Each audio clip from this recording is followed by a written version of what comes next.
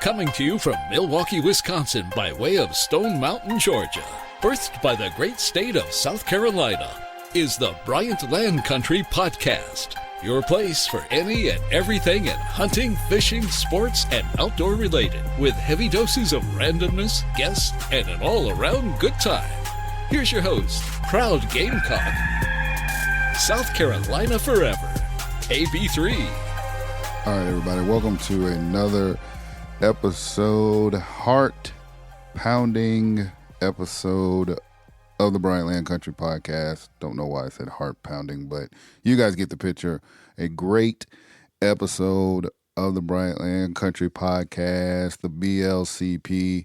I am sitting here on my couch in Stone Mountain, and even though by the time you guys get this intro to this episode and this podcast, time will have passed, but I'm still basking in the glory of the victory of my beloved South Carolina Gamecocks over the hated Georgia Bulldogs.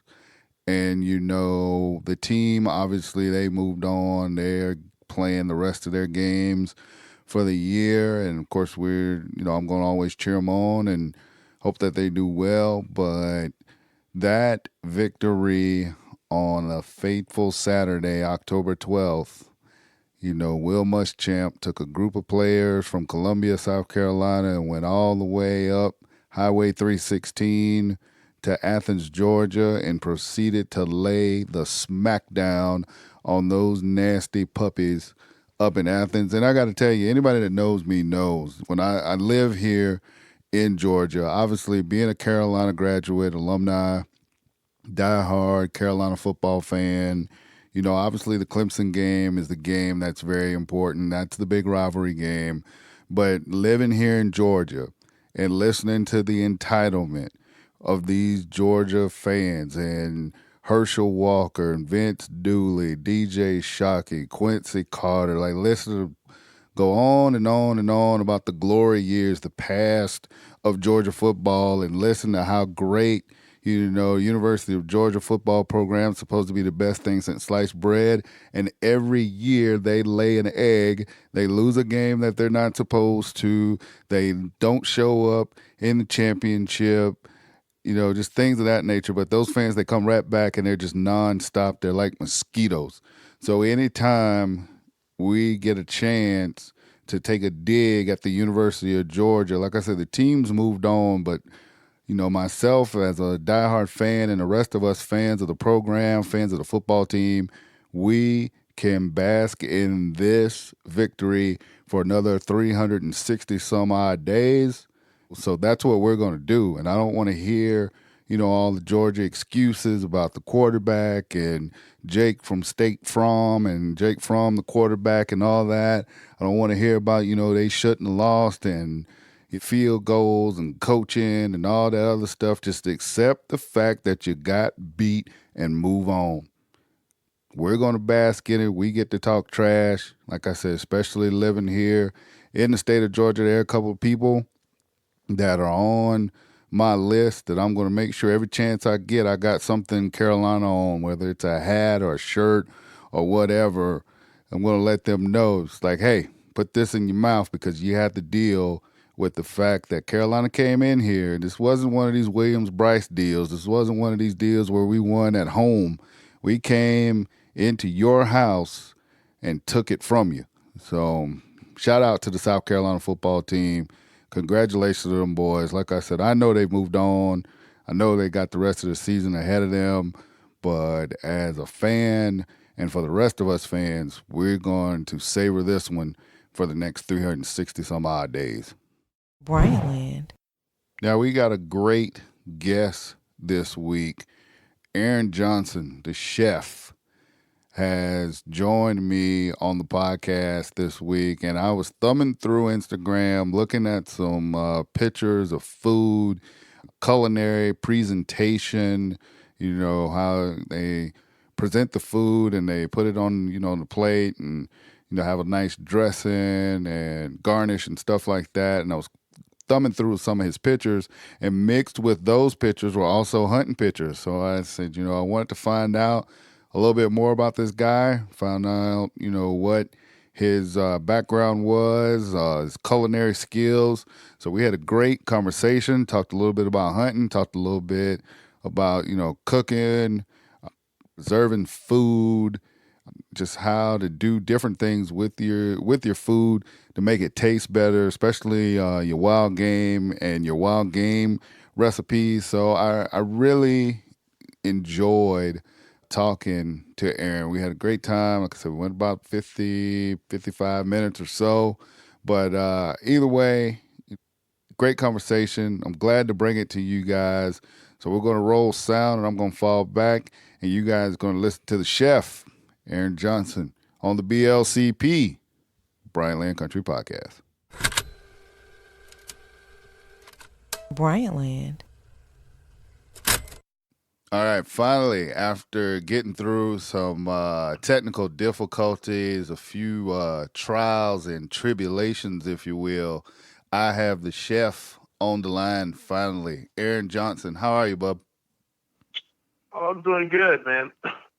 Good. Thanks for having me on. Nah, no problem. I'm glad we could finally connect. So before we get, into it and I start asking questions about your background and all that stuff, I'm going to put you on the spot right here. First question, right out the chute. What's your best dish? Best dish is ossobuco. Whoa. Ossobuco. Whoa. Okay. Well, tell me and the people, well, maybe the people know, but I damn sure don't. Tell me, what is ossobuco and what all goes into that? All right, so ossobuco is an Italian dish. I want to say it means meat and bones. So basically, like you take a pork shank or any animal shank, and you braise it, and then it's almost like it's a version of like a stew. And then I pair it with polenta and roasted veg. So that's like my favorite dish to do with venison and any other wild game I got. Okay. Now you said what was the size that you like to put with it? Roasted veg, like carrots, potatoes, Brussels sprouts, anything of that nature, mushrooms, and then polenta.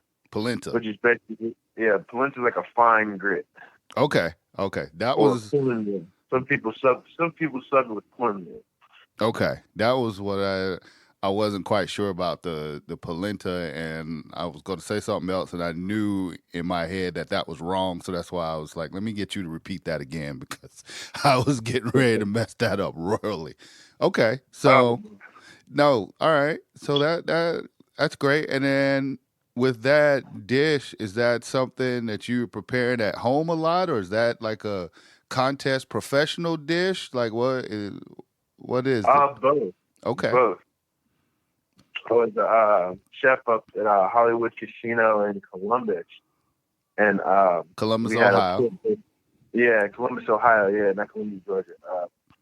And that was a good seller. So nice. it was pretty good. Okay. You came out. You fired out quick with that. So Columbus, Ohio. That's where you born and raised, or is that just where you living, working now, or? That's where I was working. I'm originally out of Cincinnati, but I was born in Paris, Kentucky. Okay. So, across the river. Got you. Yeah. Got you. And then you went to culinary. You were telling me you went to culinary school. In Columbus, yeah. Okay. Went to culinary school for a little bit. What made you do that? I mean, like, where does your cooking influence come from? Is that like a family thing, or is that just something that you were drawn to as a child? Like, where did that come from? So really, it's funny. It's a mixture of things. My grandpa, I used to grow up seeing my grandpa watching hunting shows. He was real into bird hunting. And then later on in life, I'm gonna say I was like super young. You have like those memories, like when you're like super, super young, probably was like 3 or 4. Right. You just have like these things like, man, I remember seeing this from somewhere. And my grandpa used to be really, really into bird hunting, but never hunted himself. He was never a hunter himself. Oh, wow. So y'all would just sit around and watch like all like the bird hunting shows and stuff? Yeah. So then, we moved to northern Kentucky, and my mom was coming up in the field. So as a young cook, you're not making very much money. So she was a single black mother. And so a lot of the times, like, it was practice. And then I would find myself watching like the fishing shows and the hunting shows. It's like, man, that looks interesting. It used to intrigue me because I love nature. I love animals. And it's like, I remember what TV show was that? I want to say I was watching Bill Dance. Oh yeah, the fishing guy from Tennessee, right? Bill. Yeah, he had a guest on, and I don't know how he segued it into like hunting and venison and whatnot, but he did. I was like, man, that looks really good. Mm-hmm.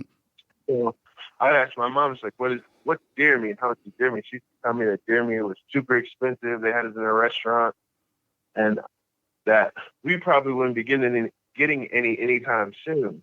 So it was more I was hungry and interested in what they tasted like.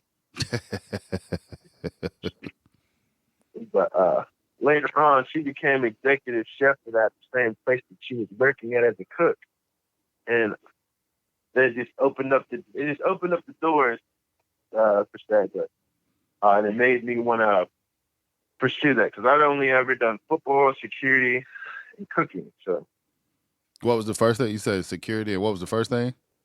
Football. Oh, okay. Did you play like in college and professionally? Yeah, I did. I played arena. I played in college, and a brief stint in Canada, and then in Poland. Oh wow, Poland. What's we're gonna get off here for a little bit. What's football like in Poland? Take like a soccer atmosphere, like a coliseum, and it's like that. So the play, I would say the playing. If you had to rate it, it's probably like upper. You'll find some teams that are like upper D2 college level. Okay. And then the majority was kind of like D3, but they play. I mean, it was pretty competitive. More or less. They're all technically sound. Over there, it was like we were more athletic. The Americans that came over are more athletic, but they definitely had the technique down for sure. Their technique is pretty impeccable.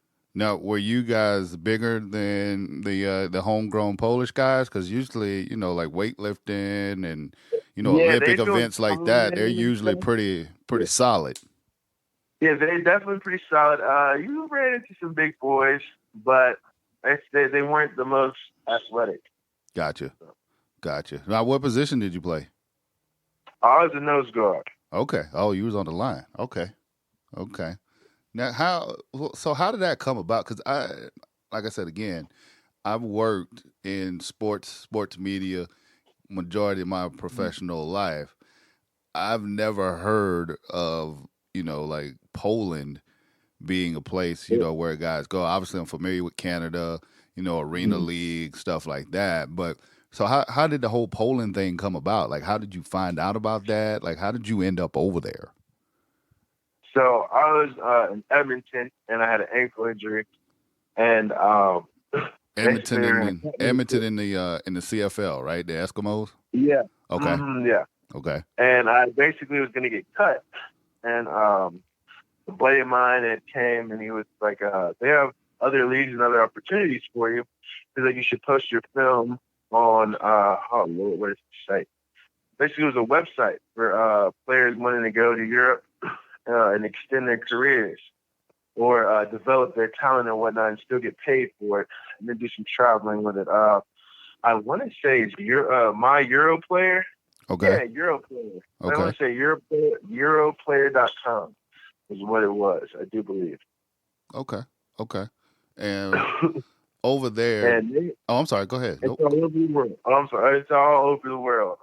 If you want to go to France, I have friends that they still have careers. They're playing in Germany, in Kleidersberg. And I got a buddy, Ray Wagner. He plays in Switzerland. Wow. So Yeah, it's Europlayers.com. I'm pretty sure. But it's a great alternative for, I'd say, student athletes, because you can't be a dummy. You go over there, else, you're liable to mess yourself up. But for athletes that are interested in like furthering their career after college, or even for like basketball players that say like, I don't think I'm going to go to college. Right. But I'm still going to play sports or whatnot and get paid for it. That is definitely a good route to go. Well, the basketball players have been going to Europe for years and making tons of money, good cheese over there. Exactly. And like you say, extending their careers, and actually, then come back to the States and be able to do well in business or whatever endeavors that they want when they come back. Now, for the football guys, I'm not asking for a number or whatever, but pretty decent money over there. You can make a decent living over there. You can, yes and no. If you have to do your research, definitely have to do your research. I was fortunate enough.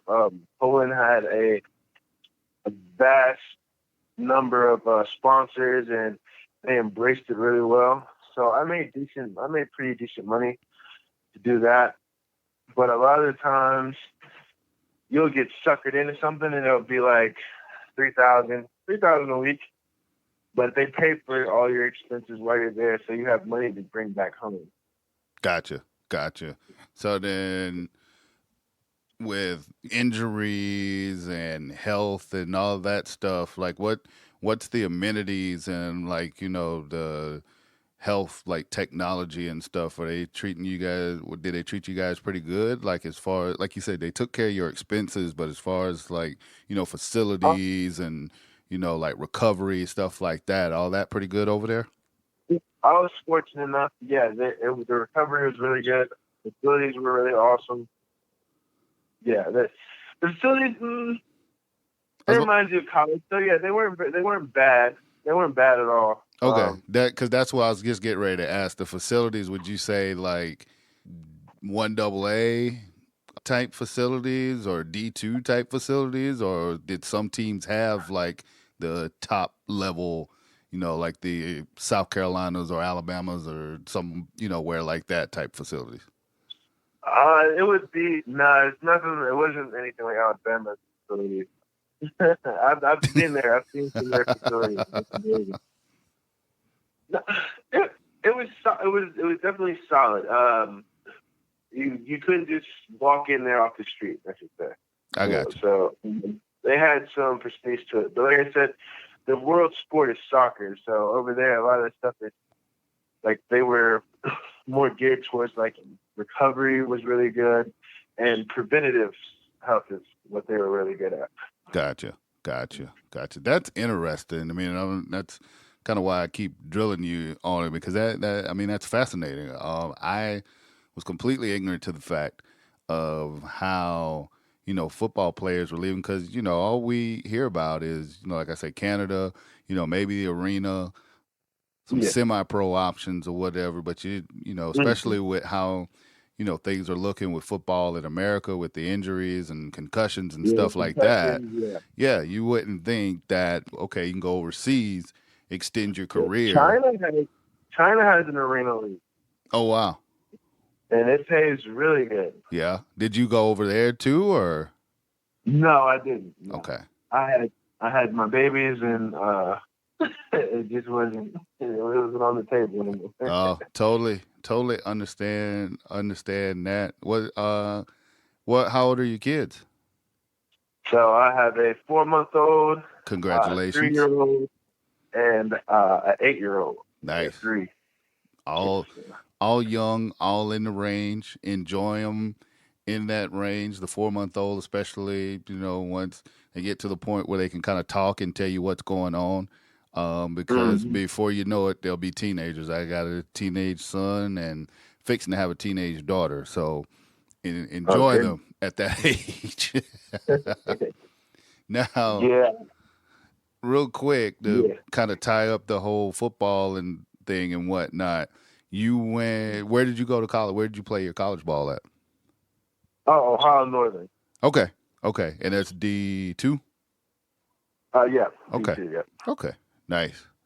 Wow. All right. So you defensive lineman played football played football overseas, and then after that came back and did the culinary school and got into the cooking. Yeah. Yeah. Okay. So you basically knew, like, going through college, and once you finished with whatever your pro career was going to be, that was going to be your exit strategy, so to speak. Uh, Kind of. It kind of fell in my lap, and I was like, "Well, I like it." Okay. Okay. Yeah, we're gonna win it. Gotcha. So where are you at now as far as, like, with the cooking? Because I know you said you were working in Columbus. Are you at another restaurant here now? Are you like the head chef? Are you But working your way up to be a head chef? Are you doing your own thing? Like, what you got going on? so I'm a sous chef. I'm a banquet sous chef at the premier wedding destination in Ohio, Summit Hotel. Oh, wow. So Okay. What city in Ohio is that in? that is in Cincinnati, Ohio. Cincinnati. Oh, the Natty. Okay. Yeah. Nice. I've been to Cincinnati a few times and did baseball down there. It's an interesting Yeah. city. Yeah, definitely is. It's it's on the rise. Right. Thanks. Exactly. So we were talking about, your best dish, and you fired that off. Is your best dish your favorite dish? Like, when you're not cooking for, like, a wedding or cooking for the masses, like, what do you get up and say, you know what, this is what I'm going to make today? Well, breakfast, for instance, for breakfast today, I had turkey sausage. Okay. It's turkey that I got this spring. With my son. Now we're getting into it. So you killed a turkey this year and you made sausage? Yeah, I made apple smoked sausage. Yeah. Nice. Now, did you farm that out to a butcher, or you did everything yourself? Oh no, I do everything myself. Oh, I have okay. a nice little setup in my basement. Yeah. So Talk me through the sausage making, because I've thought about making some sausage. I got some geese from last season that I got just a little bit of it left, and I was thinking about going and grinding it up and making a sausage. Take me through the sausage making process? What do you do that makes your sausage pop? well, for me, I like I do the patties. Okay. That I like pork, but I'm trying to, like, cut it out in certain meals and Sure. whatnot, and it kind of just takes away from the turkey. You know what I mean? So I grind my turkey to, like, what size plate? I would say 12.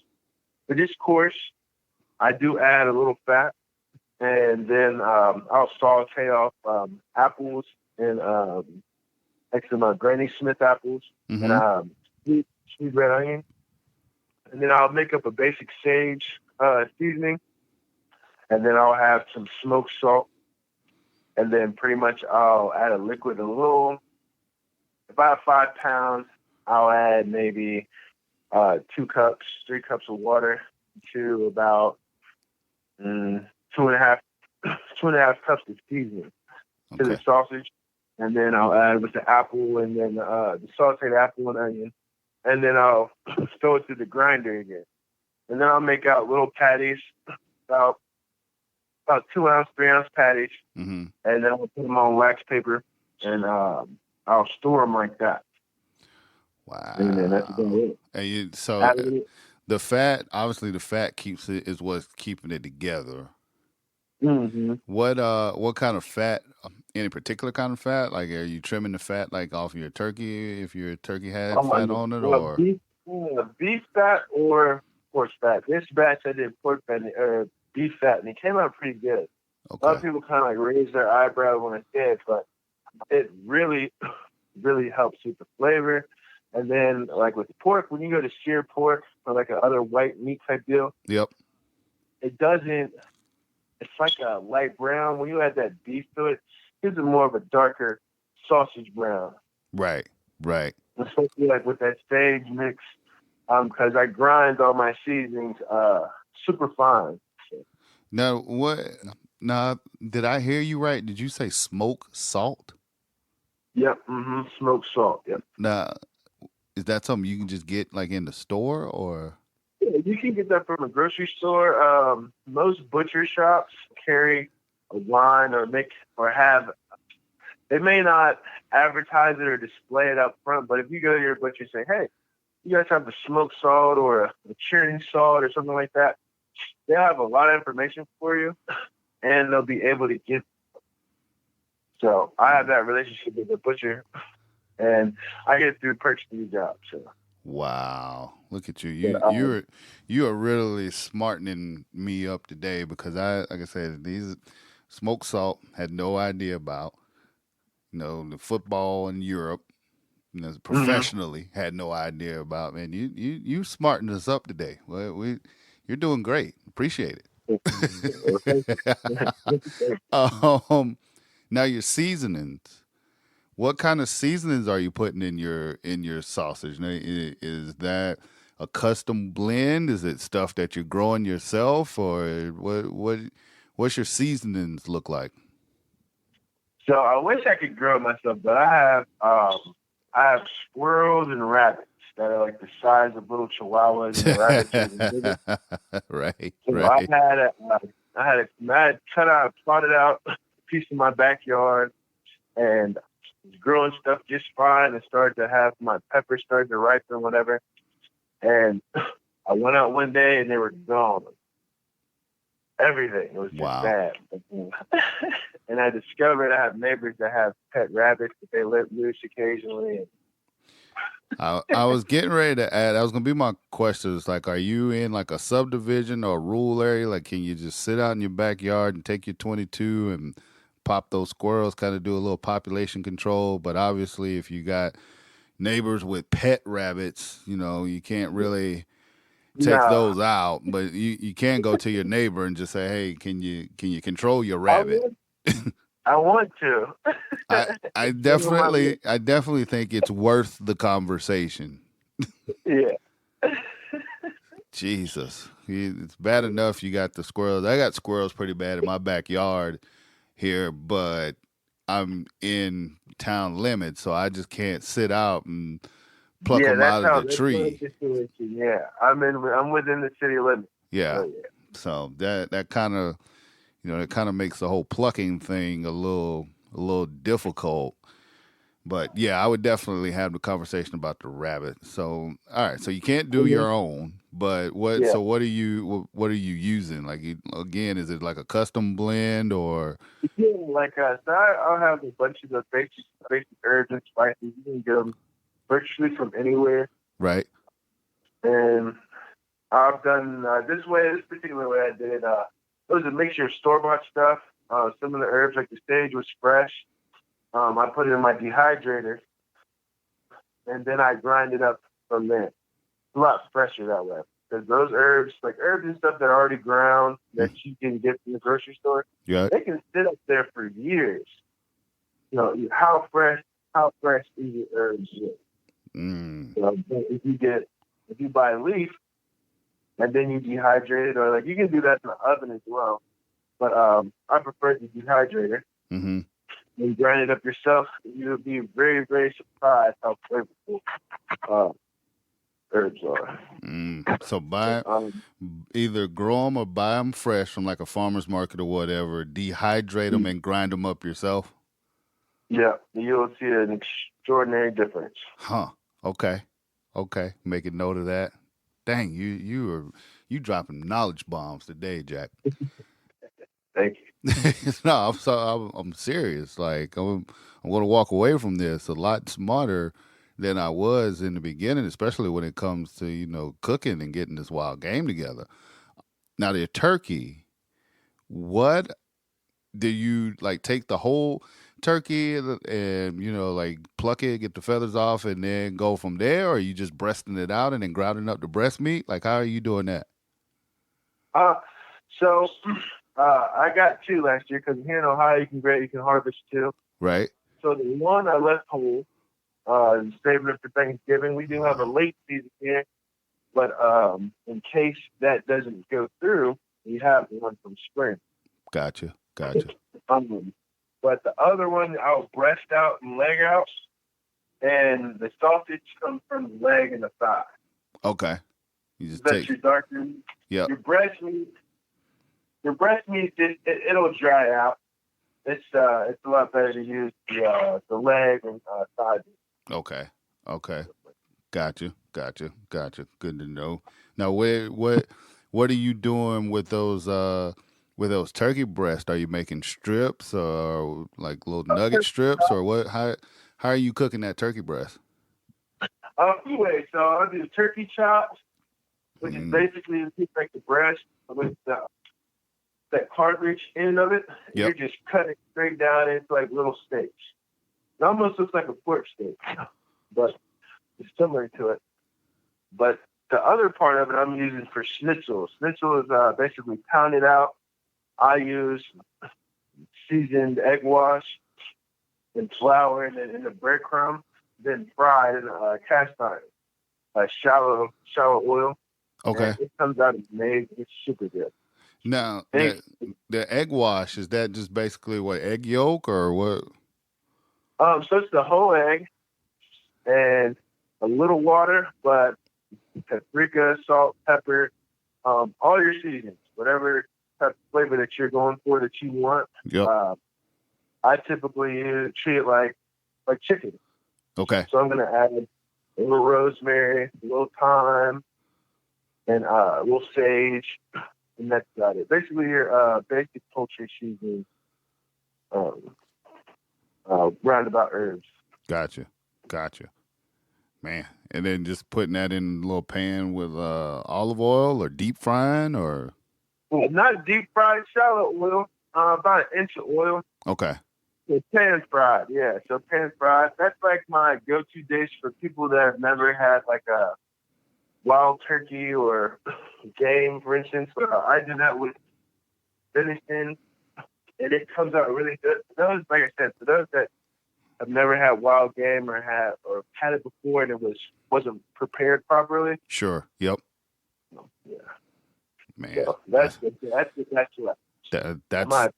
that sounds good. Like, man, you got me hungry already early in the morning.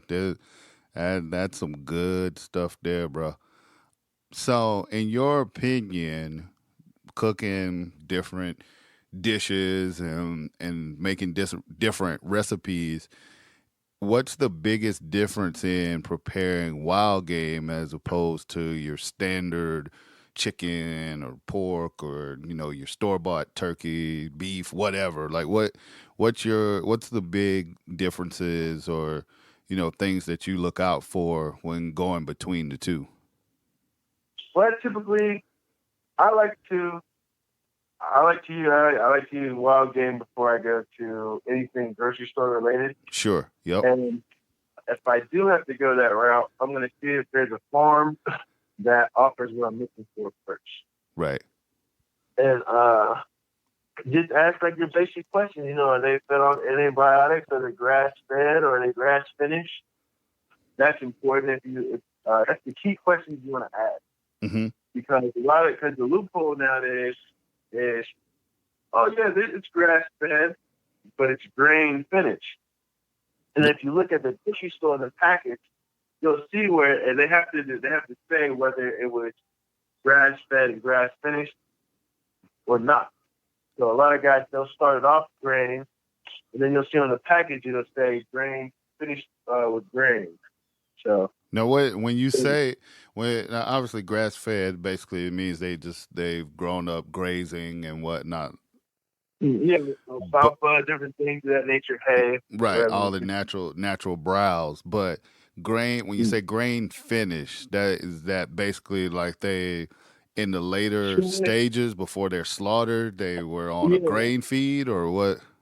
Yeah, so like if it's a cow, like a calf, basically it started off after it got done with its milking process from its mother or whatever, it's given then grass. to a certain point, and then when it's picking, when it's like picking off the field, or when it's going to be slaughtered, its last like month and a half is to eat grain, which a lot of grains actually come with antibiotics and different things that aren't natural found in its habitat.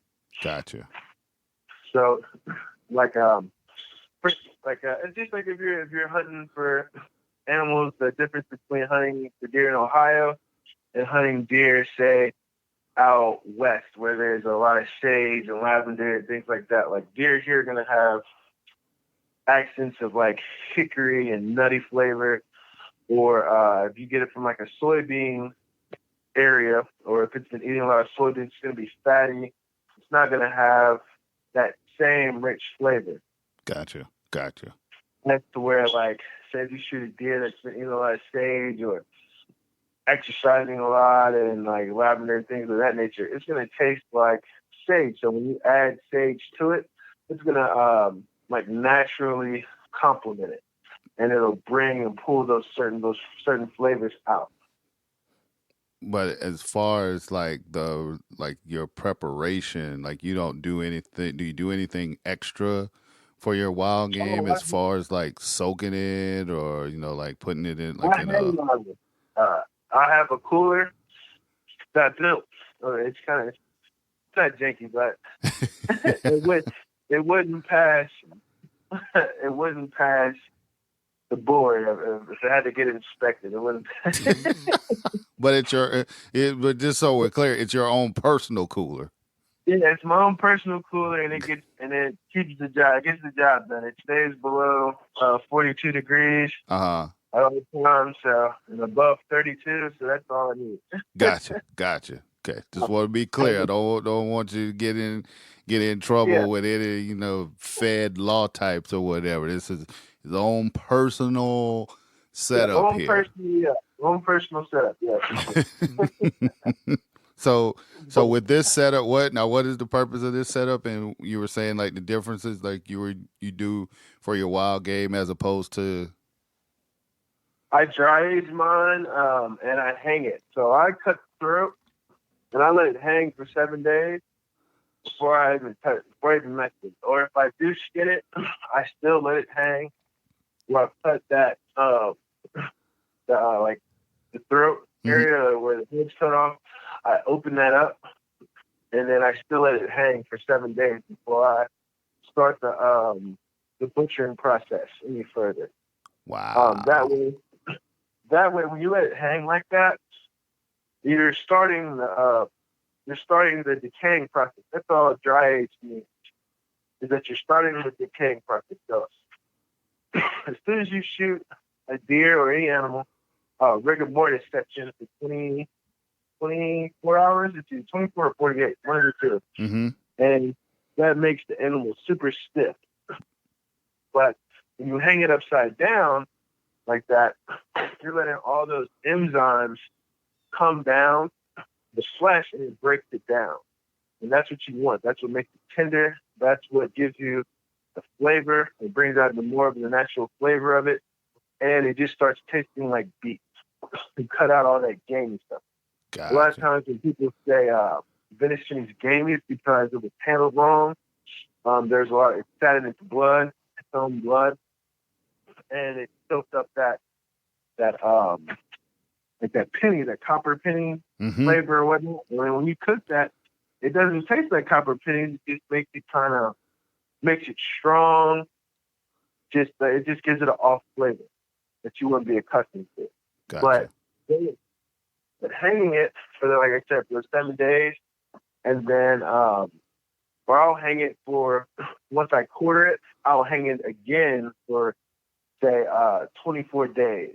So that gives me about 31, 32 days hang, and that makes some of the most tenderest meat I've ever had, red meat I've ever had. Wow. And then you can also wet age it. Wet aging is something that I'm getting into this year. Mm-hmm.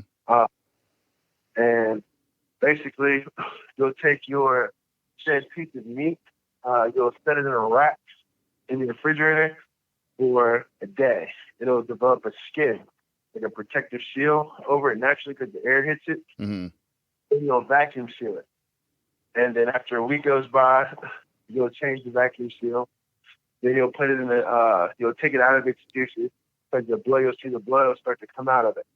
You'll change the packaging, put it back into another one, vacuum seal. You'll do this process for 4 weeks. And at the end of your 4 weeks, you'll have a product that is just absolutely delicious. Now, okay, wait a minute, back up. So you take like with this wet seal that you're talking about, you just basically take like a small cut of meat. Mm-hmm. Or you could do a small cut. Where I've experienced it at is actually as a cut of steak that you have. And you'll vacuum seal it, place it in your fridge. After you let it sit overnight, or sit for the day in the refrigerator and you create that skin, then and you just do that process. After the week, you change the packaging so you're not letting it sit in its own blood. Mm-hmm. And it comes out like restaurant quality beef. Wow. You'll go to steak and you'll spend your $70 for your steak, and you could be doing this at home with your wild game.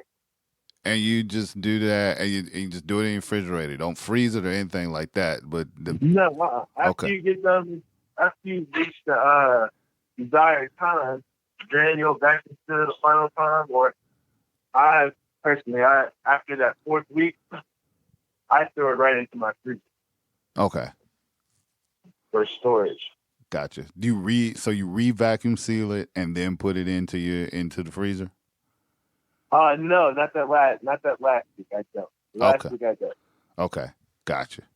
When I get some more cuts of venison, I'm gonna have to talk to you about that. That's interesting. Now, can you do that with like birds, like with duck meat and like and goose and stuff like that?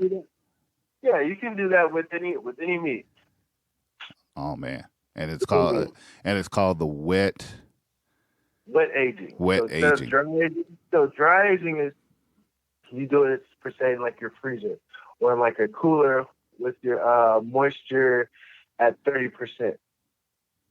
So, because if you go into like into a typical walk-in, right, everything kind of has like a film of water on it. That's from where your moisture is high. Like if you have vegetables and whatnot, even though they're cut from the stalk, they're still somewhat, taking that in. That's what keeps it fresh. Man. Whew. Okay. Yeah. When I get a couple of ducks and a couple of geese in here, we're gonna revisit this wet aging because I want to know more about this and make sure that I do it right, because you're saying when you do it this way, your cut of meat is basically restaurant quality. Yes. Wow. Yes. Man, that's awesome. And you can do it right there yourself in your house with limited equipment. Mm-hmm. Yes, you can. Yep. I went out and just bought a basic another refrigerator. Uh-huh. And it's a side by side. So on the left side, it's all my frozen game and whatnot. And then on the right side is the stuff that I'm either processing or thawing out for to be consumed by my family. So. Wow. Yeah.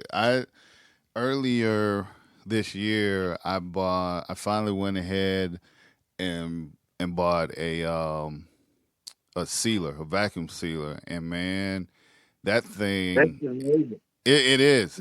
I was late.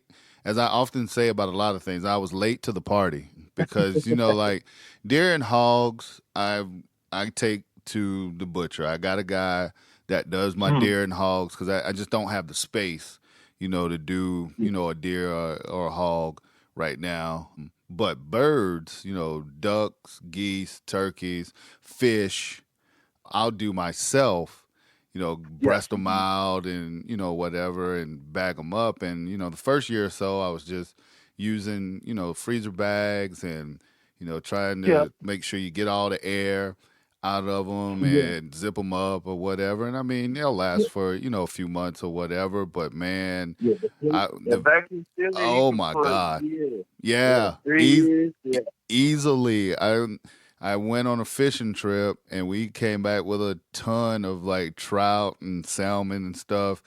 And excuse me, and that was the first time I actually played with the vacuum sealer. You chop it up, and I got like these nice little cuts of salmon, like you get in the restaurant and stuff, and you put the little paper in them and stuff, and you write on. I'm like, Lake Michigan salmon, put the date on it, and you hit that button, it sucks all the air out of it. I'm like, man, this thing, it's you just like, locked in there. yeah, You just locked in that flavor and that memory, and you're like, man. Right. So it's almost like every time you go to pull it out, it's like you're like, man, I'm just reliving it. Like, that was a good time. Yeah, I just did a bunch of crappie on Friday, and you just look at it. It's like, man, it's just like going to your Sam's or your Costco or whatever, and not even have to pay that price. You just pull it out your freezer, and it looks all professional and nice. Exactly. It's amazing. So. Yep. But yeah, no, I'm excited about that. So wet aging. Okay. We're going, like I said, I'm going to talk to you about that here in the next couple of months. Now, a couple more things that I want to get from you before I get you out of here. So obviously you hunt. How did you grow up hunting? Was that something that you grew up doing, like in your family or whatnot? Is it something you came to later, or what? So I have relatives that have been or had friends that hunted, but myself, I didn't start honestly until about 6-7 years ago. Okay. And it was right after like my mom had passed, and a guy at Bass Pro, he took me under his wing. I told him, hey, God just works in, mysterious ways. You know what I mean? Put things in your life for a reason. And that's what happened. I mean, he's my dad. Like, I never knew my pops like that, but he's my father figure. He's my dad. So, and ever since that day, I walked in there, and he showed me how to tie. I want to say, what was it? It was a loop knot or something. I twirl it around 6 times, and I go through the eye of the hook, and then back out through the major loop. Yep. That's my knot. But he showed me how to tie a specific, I want to say it was a circle knot or something. Mm-hmm. Ever since then, it's like if I had questions, I'd ask him, and he's like, hey, well, we're going to go out here, and this is where you would apply this, the X, Y, Z. And then through my profession, I've run into people that have had property and like, oh, you hunt? He's like, yeah. So up here in Ohio, I don't know how it is down south. Up here in Ohio, see brothers who hunt. Yeah. It's like running across the unicorn. So you got people who are really interested in that and want to share their passion and their love of the outdoors with you. Right. You have some people that are intimidated by it. Right. So, Yep. No, so I've run into both. Yeah, I've run into both over the years, but it's balanced out. Man, that's awesome. Yeah, no, it's similar down here. What I've found out since I've started doing this and even gotten into hunting and even doing this more with my podcast and whatnot, there are more of us out there than people think, and there are more of us out there that there's a light on. A lot of people, or should I say, a lot of us are doing it, and it's been a way of life, and it's been something that's been going on all the way, beginning of time.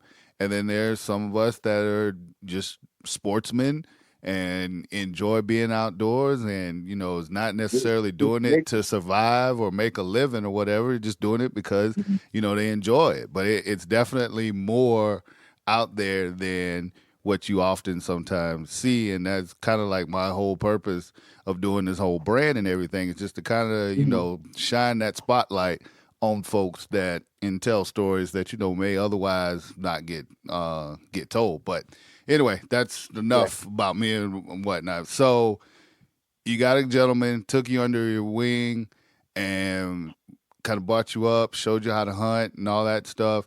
What's your favorite type of hunting? Like, what do you look forward to the most?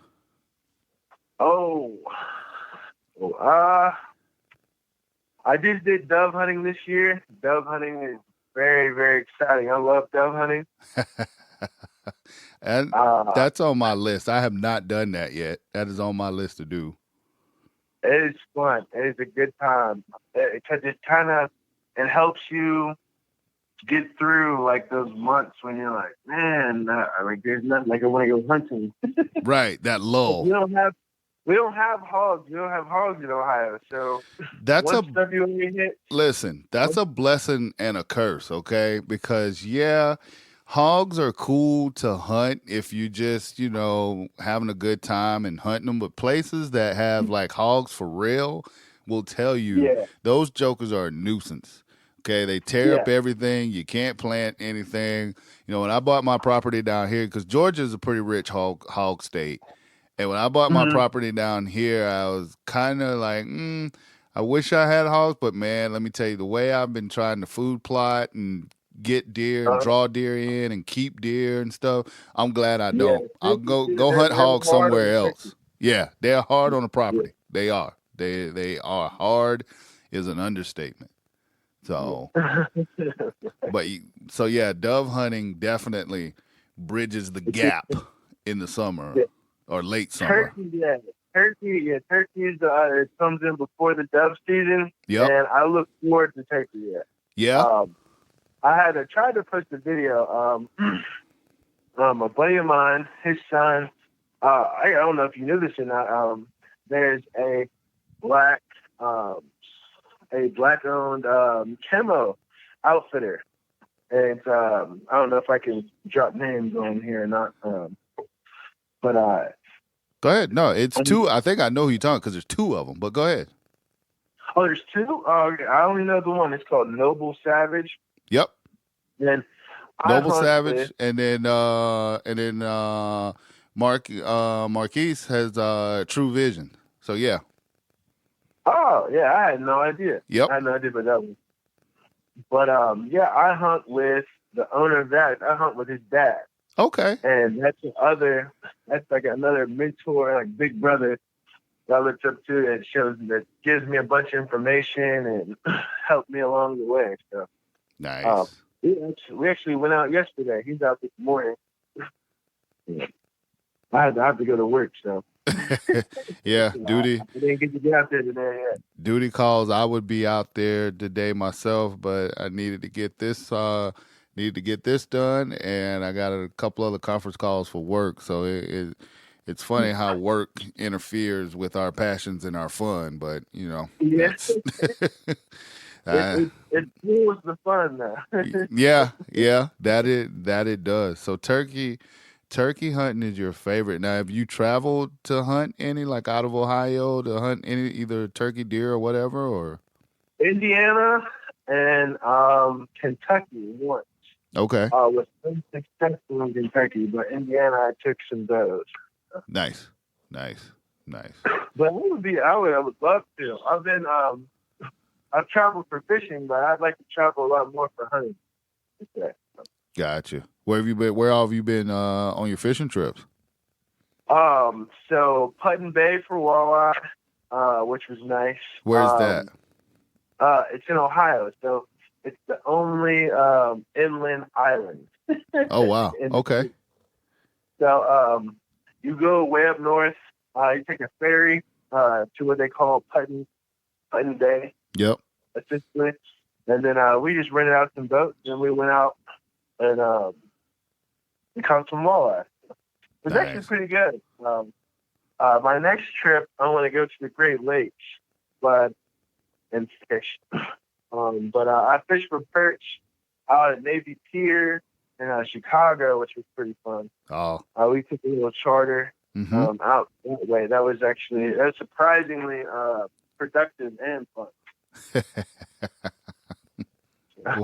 Why you say surprisingly? Well, because it's right there in the city, and the way that we went through Calumet, and some of those waterways, you hear about the water. It's super like dirty on some parts, but it's not as bad as a lot of people like it's as it's depicted. Right. It's not that bad. It's not. It's really not bad at all. The water's bluish or green to an extent. Gotcha. But we caught tons of perch, and we caught tons. Well, I wouldn't say tons, but we caught 6 salmon, which was nice. There's a group of us, and I just wasn't expecting to catch as much fish as we did. Gotcha. Now, back to your hunting real quick. What's your weapon of choice? So I like I shoot the Carbon Icon by Okay. Bowtech. Okay. So you bow hunt. Yeah, I bow hunt. Shotgun season in Ohio has been terrible the past 5 years. So it's like in this region of Ohio, we could get rain, sleet, snow, Right. and then Right. high 60s all in one day. Yeah. It's been a wash. But when I do participate, I use a Remington 870. Mm-hmm. That's my weapon of choice on that. And then for dove and turkey, I'll either use my bow or I just got a Stoker Condor, which I love to death. Right. Wow. It Now, is amazing. Now, to be clear, are you not bow hunting the doves? No. Okay, I was gonna say, because that would make you one hell of a shot if you could bow hunt doves. So I kind of figured you meant bow hunting turkeys. Bow hunting turkeys is awesome. It's a labor of love. It's a pain in the ass, but when it goes together, man, it's nothing like it. Right. Exactly. When it comes together. Yeah. But I hunt out of a blind, so I don't know. I got room for error. Yeah. No, I that's the thing that I love about hunting out of a blind. It limits your vision, hence why they call it a blind. But right, you can get away with more. To me, it's a little bit more comfortable. I've started experimenting with a climber, and I'm going to do a couple climber hunts before the season ends, just because I want to get up and get up in the air and see, and also be mobile. But yeah, my first go-to is usually a blind myself. Yeah, same here. I'm a big guy, and we have what they call ash tree bugs. So ash tree is basically it's a worm or a larva that somehow gets into the tree and eats it from the inside out. Oof. And so climbing up in a tree, in an ash tree, is bad business. And I'm a big guy. Right. You don't know how stable that tree is going to be. Yeah. No, I understand. Yeah. So I do a lot of, I'll do like natural blind. I'll build like a natural blind, or I'll hunt out of a blind that I got from the store. Gotcha. Man. So what's next for the chef? What's your next big thing, or what's the next thing you got going on? Well, I know I got some weddings coming up, but I want to say I want to roast my personal adventure. I want to create a YouTube page. This is my idea. So you remember the movie City Slickers? Yep. So I want to create a page that's basically dedicated to people like me who have the interest and who really want to participate in it and do it the right way. You know what I mean? Right. And I want to basically show them how to and educate them on how to do it. So when they do show up, they're not necessarily doing the wrong thing. And then the people who grew up doing this, or who feel like it's their birthright, per se, Sure, don't run them off. You know what I mean? Yep. No, I totally understand. There is a little air of arrogance, and like you say, like birthright not, kind of deal, it's but not, it's for everybody. Anybody that want to do it, exactly. anybody that wants to, get into it or try it, have at it. Go It's for it. not- Yeah, because it's not all a color thing too. Because it's more like they'll be like, oh, this city guy's gonna come in here with his stick. He doesn't know what stick control is. Right. He's liable to walk, right under my stand or something like that. Just the do's and the don'ts and how to effectively. Because I feel like with today's society, we're so far removed from our food, especially our meat, and that being the number one thing consumed in this country, I feel like that should be one of the top things that you know about. Right. You should be able to provide, you know what I mean? Not necessarily go vegan, but learn how to Yeah, prepare your meat better and take better care of your meat.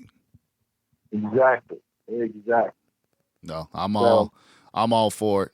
I got some things that I'm trying to get right with myself and diet wise and whatnot, and it was just like, well, go vegan. No, hell no, we're gonna yeah, we're gonna find better ways to get this meat right, so you can hmm enjoy life and enjoy it the way it was supposed to be enjoyed. Life was meant to enjoy meat.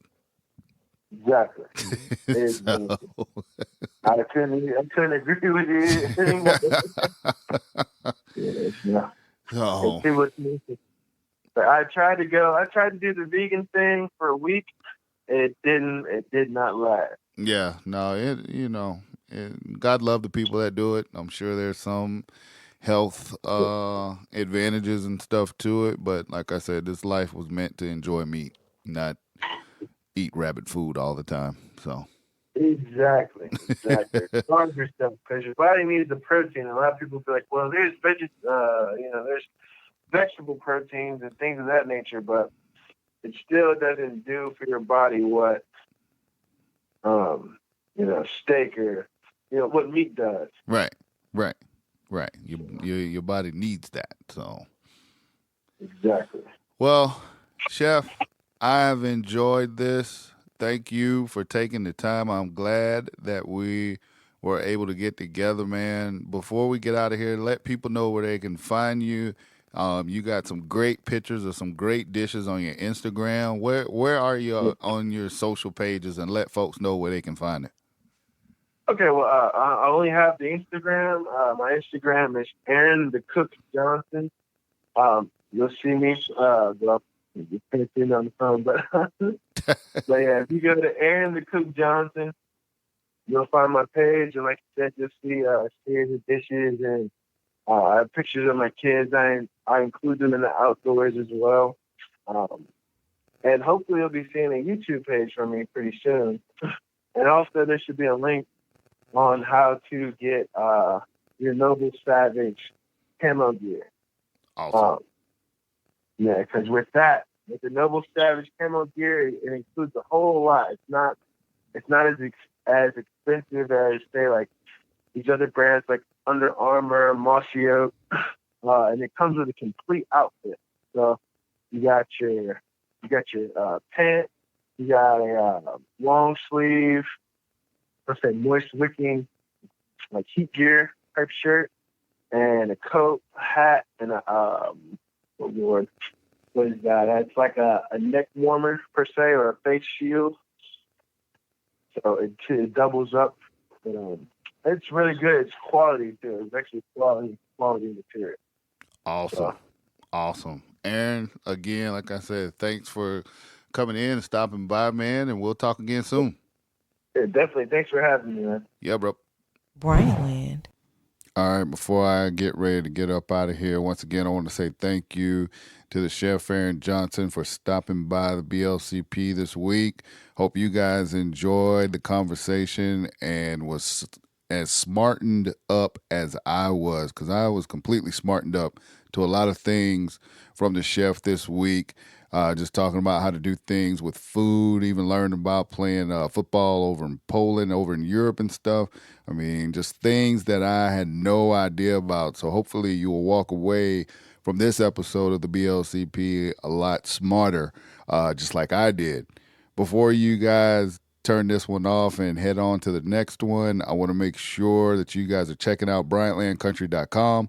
BryantLandCountry.com is your one-stop shop for everything Bryant Land. T-shirts, swag, podcasts, videos, blogs, everything Bryant Land is at that one place, BryantLandCountry.com. Make sure you're going on there and getting your Bryant Land merch and supporting the brand.